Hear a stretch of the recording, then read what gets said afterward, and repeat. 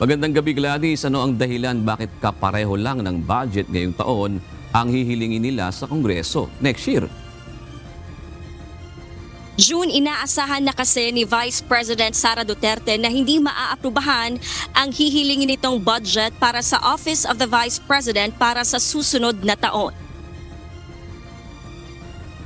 Kaya sa halip na humingi pa ng mas malaking pondo para masuportahan ang mga proyekto at programa ng kanyang opisina, 733 million pesos lamang o halos kapareho ng inaprubahang pondo ngayong taon ang hihilingin nilang budget ng OVP para sa taong 2026.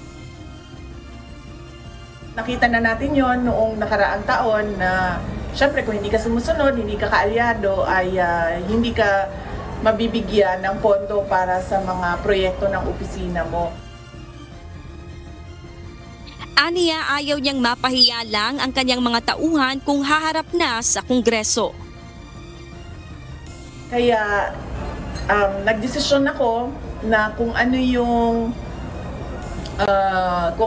budget na ibinigay ngayong taon na ito ay yun din yung budget. Naglagay lang kami ng konti para sa inflation, yun din yung budget para sa susunod na taon dahil ayaw kong napapahiya at pinapahiya yung mga ibang personnel ng Office of the Vice President, lalong-lalo na kapag nandun na sila sa House of Representatives or sa Senate na nakaharap yung ating mga miyembro ng Kongreso.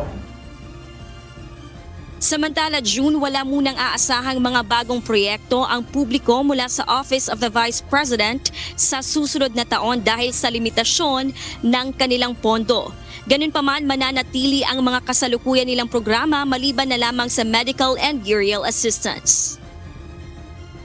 Nakalungkot lang dahil wala na kasi kaming medical and burial assistance. Ito ay tinanggal na hindi namin siya malagyan ng budget dahil tinanggal talaga yung line item sa Office of the Vice President nung lumabas yung budget ng Office of the Vice President sa General Appropriations Act. At nawala yung feeding program natin, ang pansarap feeding program natin dahil hindi na talaga namin ma-stretch yung budget na inilaan para sa Office of the Vice President.